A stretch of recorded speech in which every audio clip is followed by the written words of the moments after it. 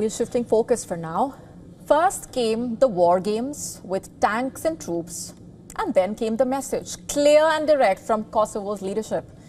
And finally came the warning, but not from the West, from Russia. NATO's war games with Kosovo may be testing Russia's red lines, especially with the war in Ukraine still raging. In Western Kosovo, NATO troops and military hardware moved in lockstep. We are talking about Defender Europe, the largest annual US-led military exercise on the continent, with 25,000 troops deployed across 18 countries. The NATO war games, a show of power, unity, strategic alignment. This time, Kosovo hosted this crucial leg of the drills, which brought together soldiers from the US, Albania, Croatia, other NATO allies. Snipers were in camouflage, mortars were ready for launch, and soldiers demonstrated mine clearance methods, chemical decontamination, all in full gear. And it wasn't just a military exercise, it was a message, a clear one. And Kosovo, its prime minister, made it clear. A membership in the US-led bloc is what it wants. Listen to this. We have managed to show and demonstrate our power, our interoperability that we have with NATO, and in this way to force our cause that Kosovo's membership of NATO is not only for our benefit, but also for the contribution that we will give in the future.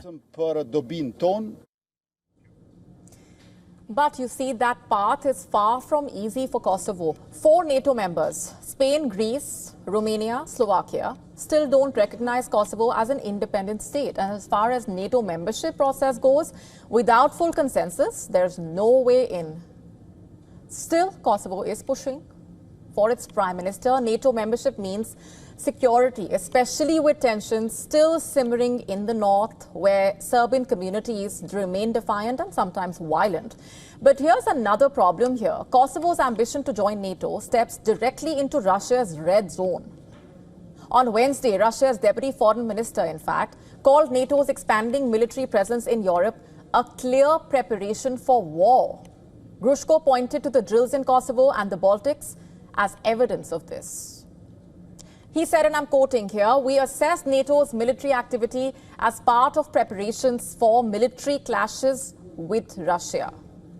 If we look at the focus of these exercises, the concept, the structure of the deployment of forces, the forces themselves, their quality, the tasks that are formulated for these exercises, then this is a fight against a comparable adversary.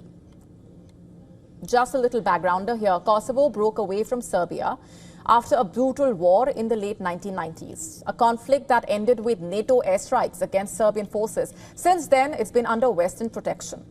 In 2008, Kosovo declared independence from Serbia, but not universally accepted. Serbia, which is backed by Russia, still considers Kosovo a breakaway province. And that unresolved history makes Kosovo's NATO ambition all the more interesting and significant. So while the drills may be over, the stakes are definitely not. They're only rising. And Kosovo, once in NATO, is divided. Russia is watching very, very closely.